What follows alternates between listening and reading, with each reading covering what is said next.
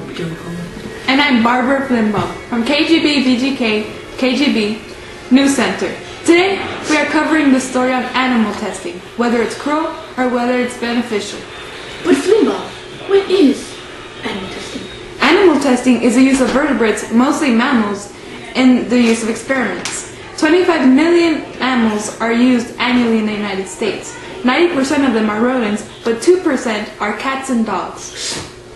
I've just got word from this little tube in my ear that our reporter, Jenny Journal, is on site with headmaster of all dissecting animals, Dr. Flugenheim and Fortenstein.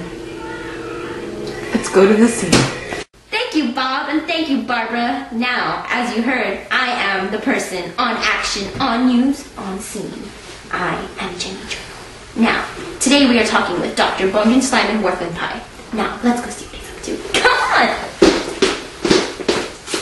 Dr. Snickerdoodle? Yes, Benny. Now, why do people like you utilize animals in their experiments and stuff? Well, Benny, animals provide models for the study of human disease. Thank you. You're welcome. As I said before, animals provide models for the study of human disease. Can you please get that camera out of my face? Disease-causing agents have been taken from animals that were infected, which have led to the development of vaccines.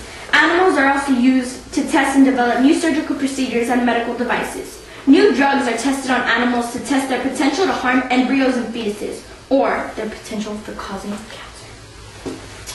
Behavioral studies in animals and psychological labs have revealed much information about reactions to stress, pain, and either other types of stimuli.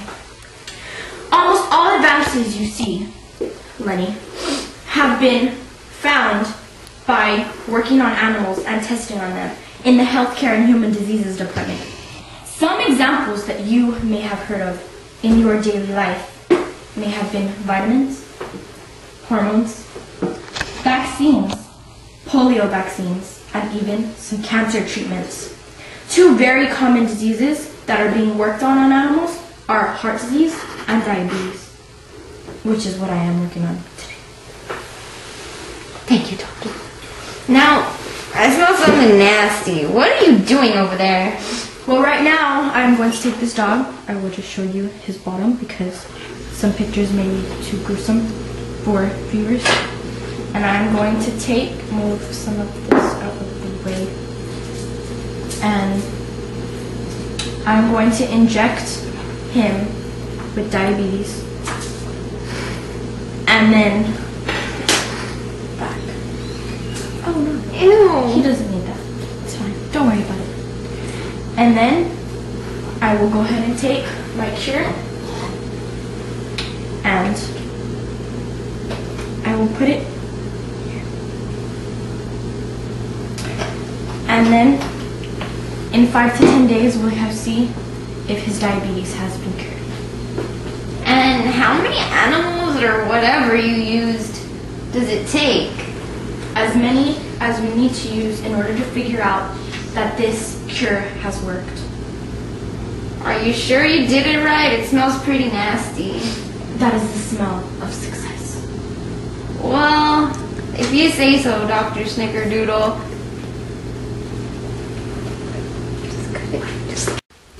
Thank you, Jenny, for that interesting interview. Don't you think it was interesting, Bob? Why, yes I do, Barbara. Yes.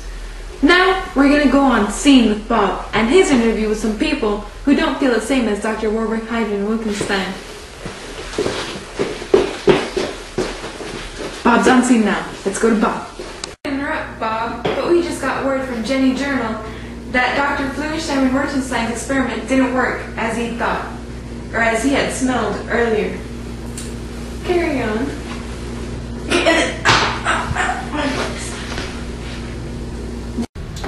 Hello? Barbara? Barbara, can you hear me? Oh, hello. Hi, I'm here with activist Michael Michelson and Rain Cloud Sundew Flower Grass Plant. Were you born with that name? No, but it's my spirit name. Wish I had a spirit name. Okay, well, thank you, Barbara, for that lovely introduction and interruption. beautiful, just made my day, totally tickled my pickle. But anyway, as you've heard, Dr. Flugenheimer-Wurzenstein's experiment was not a success as he had smelled. I bet that makes you mad in the inside, and I'm not done talking. Please tell me what you feel about that, Michelson and grass spark flower pot. Well, it makes me sad because animals are some things and somebody's like us. And this treatment of animals is really cruel, and sometimes the experiments don't work. So I really think that animal testing shouldn't continue. Well, thank you, Flower Pot Fire Spark, for that lovely opinion. And now let's take it from someone who doesn't just string strums on their guitar to get things done. Please do not say while I'm speaking. Michelson, would you like to take the stand? Yes. Well, new products like cosmetics and pesticides are routinely tested on animals for safety before they reach the market. Not ill. Two animal tests, LED50 and the Drace test, met widespread criticism. The LED50 test forced retail products such as lipstick to animals until half of them die. In the Drace test, substances are applied to rabbits' eyes until they are massively damaged, and then they cannot see. Oh, she got a little sweaty. Thank you, Michelson, for that lovely opinion. Hopefully this will change the eyes of the viewers, which is you watching us from your home televisions. Please take in both sides into consideration. We will later inform you about our personal decision on this controversy of animal rights. Thank you. Have a good day. See you later. Thank you, Bob, for that interesting interview. And thank you, viewers, for staying tuned. And now, for mine and Bob's opinion on this controversial subject. So, Bob, as research has shown, many animals are going through necessary torture that can be easily prevented. We both believe that animal testing is an extremely beneficial practice, as long as it is done in a humane way. Bob, did you know some of the benefits of animal testing? I did not know that, Barbara. Please explain. Well, diabetes was discovered when the scientists first removed the pancreas of a dog and treated it with insulin. Did you know that, Bob? I did not know that either, Barbara. Another very common disease that was found out by animal testing was heart disease. We wouldn't even know about the circulatory system if William Harvey hadn't found it out in a dog in 1628. Bob, did you also know that the first blood pressure machine was used on a mare? I did not know that, Barbara. Well, Bob, what's your opinion now? Well, as you know, our opinion personally is that we are opposed to the cruelty of the animals that suffer at the hand of the researchers. Barbara, did you know that there are alternatives? No, Bob, please tell me more. The FDA announced that there is no longer a requirement for these kinds of tests. Alternatives to standard toxicity tests have been made and include the limit test, in which is a very small number of rodents, very small, and they receive one single dosage, of a test substance to see if any die. Also, the use of carocystinox. What is carocystinox, Bob? I was getting to that, Barbara. Okay, thank you, Bob. Carocystinox is a kind of synthetic skin. It has been used as a replacement to normal skin.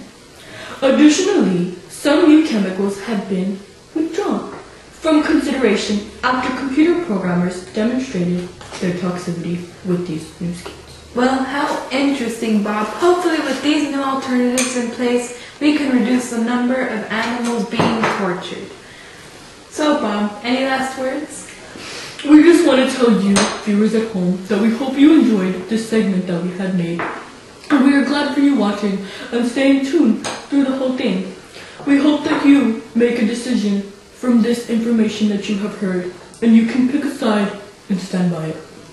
Yes, so signing off, it's Barbara Flimbaugh And Bob Hall. Good night, and thank you.